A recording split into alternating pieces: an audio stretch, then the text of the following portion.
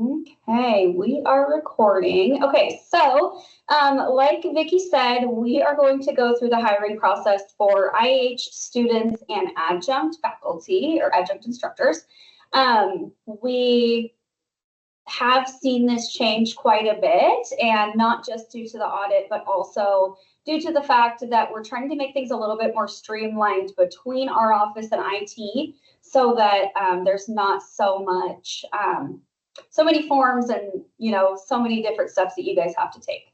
So I am going to go ahead and share my screen. And I do want you guys to know, let's see, can you see the HR website? Okay, so I do want you guys to know that if there are any changes to the hiring process, we update this. So these steps are going to be accurate. Every single time you go out there, they should be accurate. The IT stuff is on here a little bit, but I do have Courtney on here so that if there is anything that you guys have questions about on the IT end, you are more than welcome to stop us and ask your questions. So you go over here on the HR website to new employee process and forms. And then when you scroll down, I'm sure all of you have seen this, you are going to select which employee you are hiring. So student employees and irregular help employees are onboarded the exact same way. So we'll go with them first. The number one thing with hiring these people is that any type of employee, they're not going to get any system access until they have completed all of the steps, that they verified their I-9 and completed a background check. That was part of the audit, was that we had a lot of student employees and irregular help that were starting without us knowing. So like an example would be, I'm going to pick on Chris because Chris is happy with me today, so I can pick on him, right? So say you have an employee that walks in your office and you decide, yeah, I'm going to hire you to do some filing, and you let them start that day. You can't do that because they have to have a background check before they can start working. So the newer process now is, they come in, okay, I would like to hire you to do these things. I'm going to send you out here to follow these steps. And then once I hear from HR, we'll be able to get you a start date.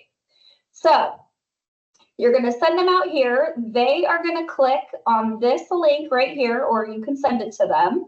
The supervisor can send it to them. This is their I-9, their FERPA tutorial, their IT security tutorial, and their background check form. So once they fill this out, sign it, and then they go in and verify their signature, it sends them a link that they have to do a two-step verification process. It comes directly to our office.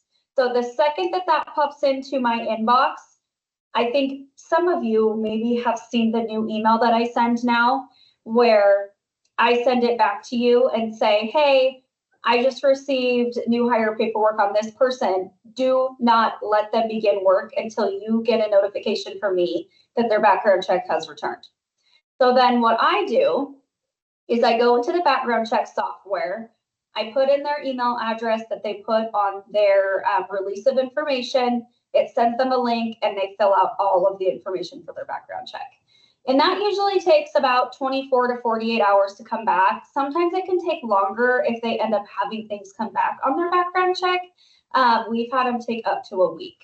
So sometimes if they're not coming back, there is a chance that they might have some charges on their background check, and then you're going to have to follow the background check policy. But sometimes they just take that long, and I don't know why. So after that background check comes back, and most of you have also probably seen this, I will forward you the email from the background check company and say, hey, this person passed their background check, or hey, something came back, now you need to follow the process if you still want to hire them. But regardless, they have to turn in their ID within 3 days of their start date. So that is another thing that was coming back on our audit, was that some of these students were working the entire semester, like, I don't know, if they were paid on like a PA kind of thing, they were working an entire semester and not filling out their new hire paperwork until the end of the semester. Well, that's more than 3 days, and that's a federal violation. So we can't have that happening anymore. They need to, best practice is for them to just bring their ID to us the second that they fill out that new hire paperwork. but I do CC them on the email both times to say that I need your ID, and I will say in there if I've already received it. So any questions on that process?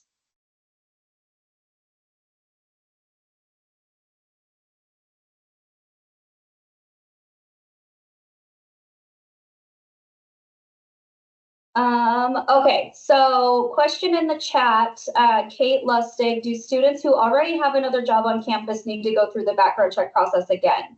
No, they do not, and Lindsay answered that in the chat. Once they have a background check, they don't need another one until if they're promoted or 5 years. So, any questions so far? Okay, so as soon as possible, make sure you send through the personnel record card, or if you're paying them on a lump sum. So like, I don't know if Callie's on here, but work scholars are going to be paid in a lump sum. There's some students that do different types of research that are going to be paid on a lump sum. Some of Andrea, some of her first year experience or peer mentors or those kinds of kids are paid on a lump sum. Just make sure that you're sending through the PRC and the PA as soon as possible, because I can't run them through E-Verify, which is the program that I use their ID for, until I have their start date. So sometimes I've been reaching out and saying, hey, I just received this. I don't have a PRC. Can you tell me when the student's going to start? And again, I have to have their ID within 3 days of that date. Any questions about that? Yeah, Rachel. Actually, can you hear me? My videos, I won't go on, but can you hear me? Okay. Yeah. Well, that's good. Okay, so we ran into a HERC issue this year. You probably remember this, where we had HERC students working and doing research. And then at the end of the semester, we realized, well, I finally learned that they hadn't been hired, and it was there are some faculty who hadn't hired them or who hadn't gotten them to do the paperwork before they were doing research. And I think the thing, like looking back, like what did I learn from this situation? Like faculty don't always hire students to do research. Like they often the students are getting credit to do the research. And so they're getting credit to do the same job as they are to get paid.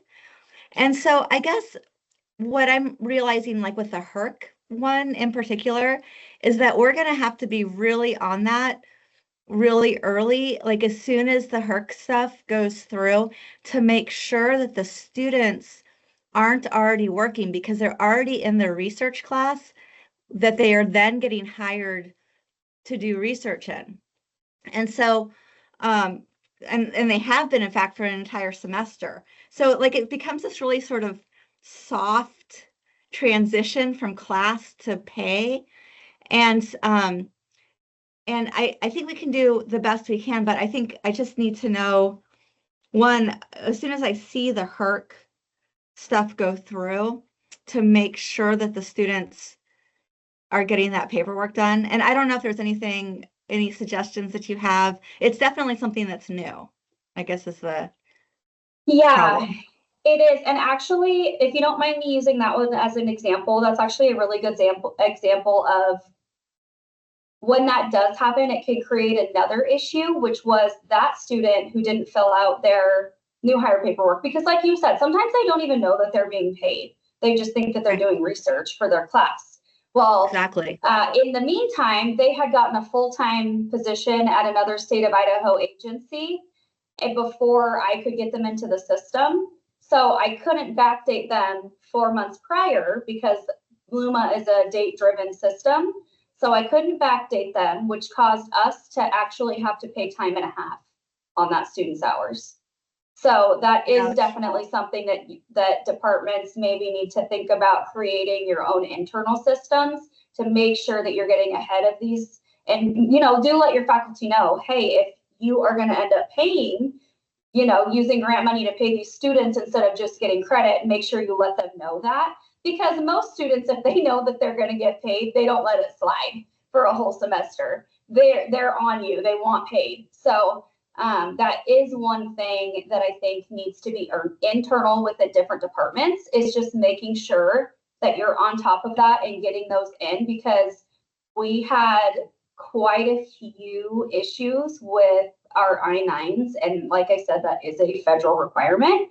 And I don't really want to be getting in trouble for that. So, but yeah, I don't have a perfect answer, Rachel. I think it just needs to be kind of an internal thing. Vicki, do you agree? I'll make sure to. Yeah, I think I have an idea of what to do now, and I do apologize for that. It was Okay. definitely came out of left field. I was completely surprised by it. Totally fine. It's a learning curve for all of us. Okay, any questions about the paperwork side of things? Okay, moving right along. So once all of the forms have been completed and after I run their background check and run them through E-Verify to verify them with the Department of Homeland Security, which is their ID, then Lindsay is able to take their PA or their PRC and enter them into colleague. When they're entered into colleague and they're put into employee status, that's what's going to start kicking off the IT side of things. So I don't know, Lindsay and Courtney, if you want to take this part away and start talking about email addresses and the difference between IH and students and that kind of thing. My big thing is just that once I put them into colleague, they cannot have system access until or prior to 60 days. Yeah, so adjuncts mainly is what she's getting at. Yeah. So I know Chris Riggs just had an adjunct for fall 25, but they will not be able to have access at this moment.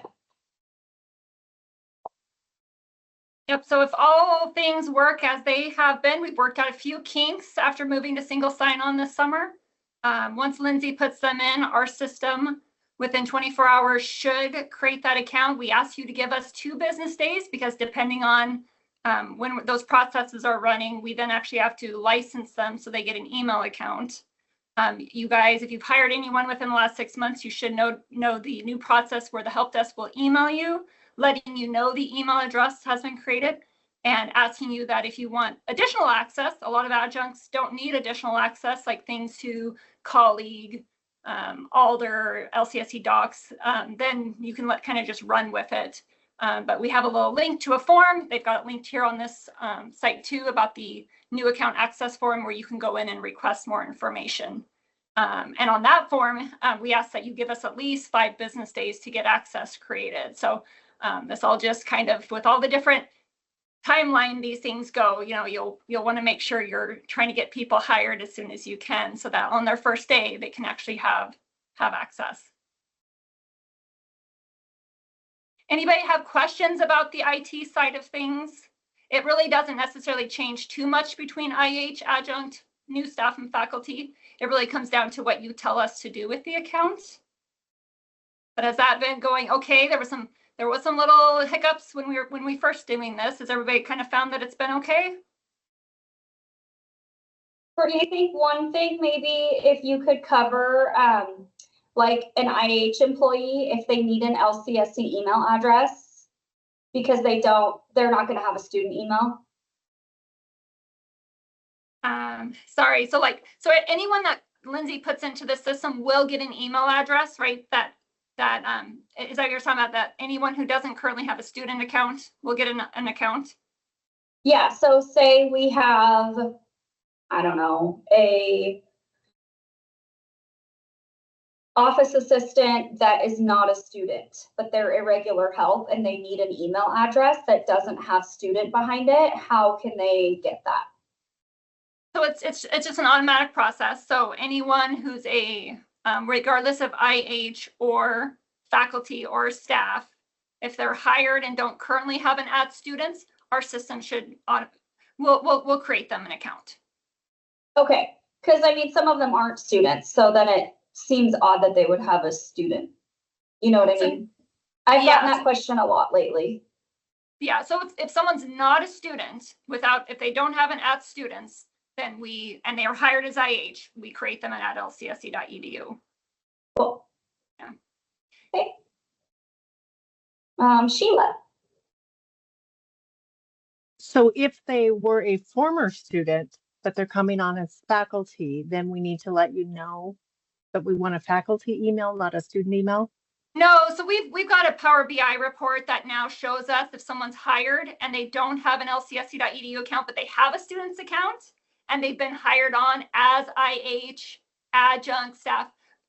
We now then we have to transition that account from students to staff by removing the numbers and the at students. So we've got an internal process for that. So you shouldn't have to worry about that. We should hopefully have that process ironed out now so that we can actually see that whole. Because we've had actually, and originally we were like, how often do we have students who become staff?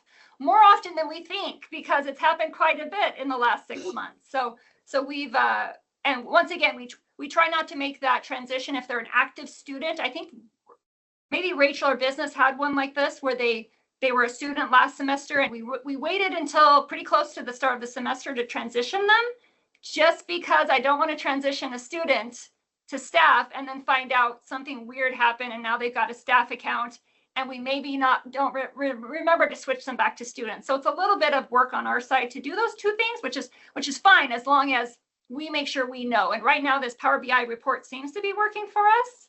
If you guys come across any where you're like, this didn't work, you know, this in this scenario didn't work, let me know. But I feel like we've done a pretty good job of kind of fine tuning this. Our goal is to not have to have you notify us, not to have HR have to notify us, that if everyone's following the steps, we should hopefully get this so it's as automated and painless as possible. But once again, you just let us know if that's not the case.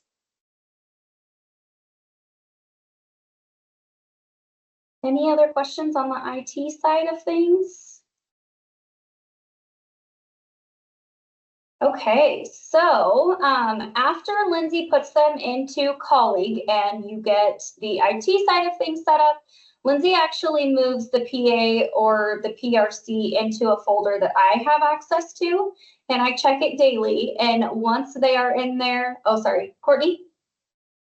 Yeah, sorry, before we jump off of students, I just want to also talk about how it's super important that you guys terminate your students when they're no longer employed, because previously we were creating a separate account for them as students, staff, I'm sorry. When they were staff, we were creating a whole different account. And so that's still not great that if an employee was terminated or a student employee is terminated, they still had that account. But now that account is really their student account, right? And so they could go semesters or years having access to your systems if you don't terminate them and tell us to, because we do a yearly account audit, but we're not going to be able to yearly account audit students as easily because they're enrolled, they have an account. So now it's really going to be important for you guys to terminate them at the correct time so we can remove that access. Sorry for interrupting, Amanda. Yeah, no, that's perfect. That is definitely one thing that I should have thought to say, because I have a ton of students in Luma that are probably not active and have not been for a couple semesters. So yes, make sure you send through termination PRCs. Okay. So once they get into my folder, I check it daily. I put them into Luma, and then once they go through all the powers that will be of Luma, they have to go through 2 approvals here at LC. They go through DHR, DFM, and the state controller's office. So 5 approvals, and then they are officially activated into the state system. They will get an email that they have been hired with the state of Idaho, and then they can go in and do their direct deposit and their W-4s. In the email that I send to you with the background check, it reminds you to help them set up their direct deposit and W-4s. But I do believe that the email tells them to log in. So one thing that's kind of cool on our website is this guide in determining what to pay your student employees. Vicki put this together a couple years ago, and it seems like it's really been keeping them a little bit more consistent versus compression within student employees, which we don't need that. So I highly recommend going out and checking out this little matrix that she put together, and it kind of explains the level of jobs that your student employees or your IH are going to be doing. And then you can go up here and see kind of where to pay them, kind of what range. So, let's see. The last thing with student and irregular help that I would like to talk about, that I would request that you all write this down on a sticky note and keep it handy. Irregular help can work 19 hours a week without being on benefits. Please keep in mind that sometimes they work in more than one department. Students can work 30 hours a week without being on benefits, but they also, most of the time, work in more than one department. So we do get a lot of phone calls about that and asking how many hours they can work without being pushed over to benefits. It's 19 and 30. So any questions on students and irregular help?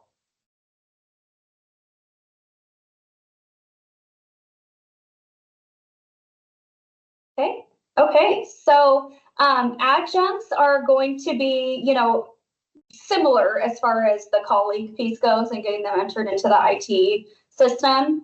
The difference for me is that we need to make sure that we're hiring them as soon as possible, because there are a lot of departments that put through their PAs at the end of the semester. And I know we do run into an issue with 10th day, but I have to have them verified within 3 days of starting, and I have to have a background check on them before they even step foot into Canvas or the classroom. So those two things, if you need me to run a background check and then have them bring in their ID when they start, that is fine. I can do that. Please reach out to me. We're here to help you, but they cannot begin anywhere with students until they complete a background check and then have their ID within 3 days.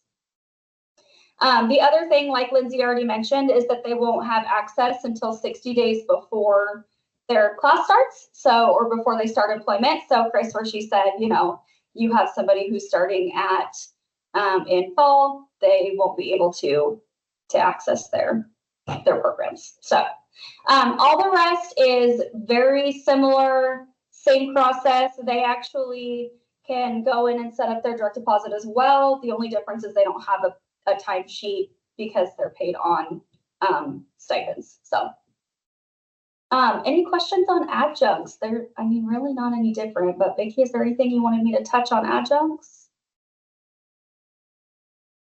I don't have anything. For those of you like Rachel, Chris, hiring adjuncts, do you have any questions about that process?